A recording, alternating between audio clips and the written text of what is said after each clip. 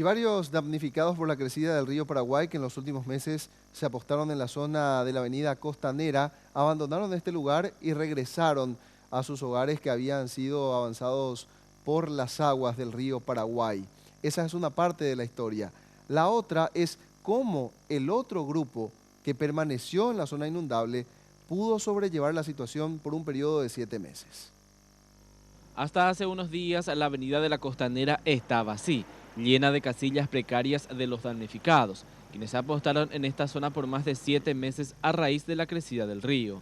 Hoy, esta misma avenida se encuentra despejada ya que muchas de ellas fueron volviendo a sus lugares de origen, a las riberas del río.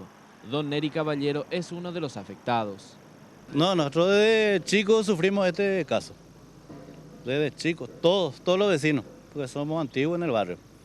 Comentó además que pese al traslado, tuvo que venir a verificar su casa a diario para ver si sus pertenencias continuaban allí, ya que es otro punto negativo que tuvieron. Los que abandonaban sus casas eran vaciadas por delincuentes. Y todos los días era rutina. Yo, por ejemplo, en mi profesión de refrigerador tenía que venir todos los días acá porque mi fuente de trabajo estaba acá, mis clientes estaban acá. Tenía que venir todos los días a mirar a mi casa porque dejaba 2 o 3 días solo y te roban todo también. Ese es otro de los inconvenientes que se van sumando a las inundaciones. Viene detrás del agua ya eso, ¿sabes? Sí, así mismo. El caso de Juan Ramón Alvarenga fue distinto, ya que no tuvo otra opción más que quedarse a vivir durante todo ese tiempo en la planta alta de su casa, y cuando necesitaba salir, lo hacía en una canoa. ¿Tú no tuviste opción de salir a otro lado porque si salías también se robaba toda la casa y te quedaste en la parte de arriba? Sí, me quedé en la parte de arriba obligatoriamente. Por más que sea impresionante la forma en que vivimos, era imposible abandonar tu casa porque ya no encontrás nada. Prácticamente te dejan sin nada, te dejan. Esa es la mayor parte. La segunda, pagar alquiler. Te piden un anticipo de 2 o 3 meses. ¿Dónde vas a sacar plata? No hay caso. Tuvimos que quedarnos acá y sufrimos. Y la creatividad de los pobladores de esta zona tampoco quedó atrás durante las inundaciones, ya que algunos de los vecinos que no tenían la posibilidad de alquilar un bote se ingeniaron en hacer uno propio y de elementos no utilizados, con el objetivo de trasladarse a través de las aguas. ¿Cuánto te costó para hacer esto? No, esto fue prácticamente mi idea, no me costó mucho porque yo tenía la carcasa.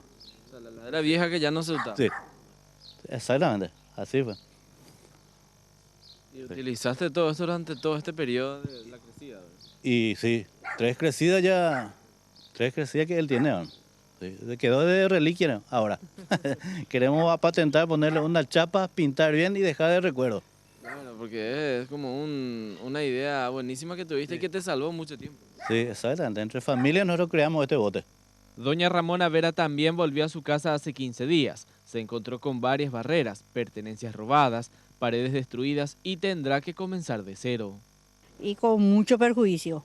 Con mucho perjuicio te digo en el sentido de que ni canilla se nos dejó, se nos robó puerta, ventana, ventilador, inodoro, todo lo que podía haber. Que los chespiritos, le digo porque son ellos los que vienen a robar, ¿verdad? Son casi la misma gente del barrio.